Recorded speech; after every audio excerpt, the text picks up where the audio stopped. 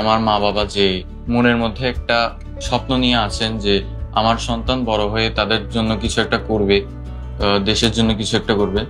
তো সেই বিলিভ থেকে আমি এই ভবিষ্যৎ স্বপ্ন পূরণের দিকে এগিয়ে যাচ্ছি।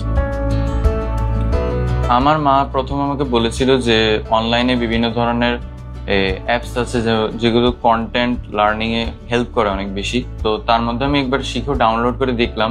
সেখান থেকে আমি ইন্সপায়ার্ড হই যে বড় ভাইয়া যেভাবে ক্লাস নিচ্ছে আমার তো অনেক ভালো লাগছে। আস্তে আস্তে শিখর সব টিচারদের সান্নিধ্যে এসে আমি একটা কনসেপ্ট ক্লিয়ার করতে পারি, যে একটা বেসিক ডেভেলপ হয় আমার। তো এটা আমায় হেল্প করেছিল যে এই রেজাল্ট করার ক্ষেত্রে।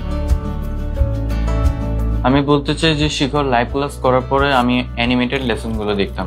অ্যানিমেটেড লেসনগুলো আমাকে পড়াশোনার মধ্যে একটা ফান, যে মজাটা, সেটা আমাকে তুলে ধরেছিল যে পড়াশোনার মধ্যে একটা ডিপলি ঢুকে যেতে পারে, একটা কনসেপ্ট আমার ক্লিয়ার করতে অনেক বেশি হেল্প করেছিল অ্যানিমেটেড লেসনগুলো।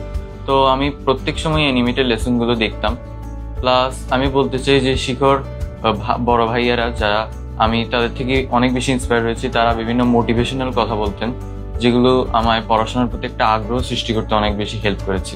আমার বিভিন্ন ক্ষেত্রে যদি কোনো একটা ভুল থাকে বা ত্রুটি থাকে, সেগুলো প্র্যাকটিস করার কারণে আমার ওই ত্রুটিগুলো আমার সামনে একটা ফুটে উঠে যে আমার এই কনসেপ্ট আমার ক্লিয়ার করা প্রয়োজন।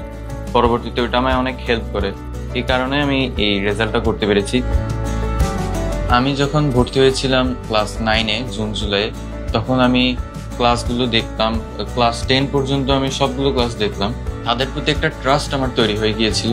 সেই ট্রাস্ট থেকে আমি HSC 27 কোর্স আমি এনরোল করেছি এই শিখো অ্যাপে।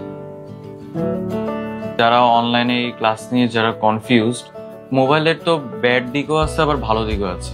তো ব্যাড দিকটা অ্যাভয়েড করে ভালো দিকটার প্রতি যেন একটু বেশি মনোযোগ দেওয়া যায়। আমি বলতে চাই যে শিখো যদি ভবিষ্যতে আমার সাথে থাকে, আমি ট্রাস্ট করেছি যে HSC 27 কোর্সে আমি এনরোল করেছি। আশা করি যে এই শিখর এই সাপোর্টটা থাকলে আমার ভবিষ্যৎ স্বপ্ন পূরণে আমি অনেক দূরে এগিয়ে যাব। তো ধন্যবাদ শিখোকে। আমি নিবিড় কর্মকার।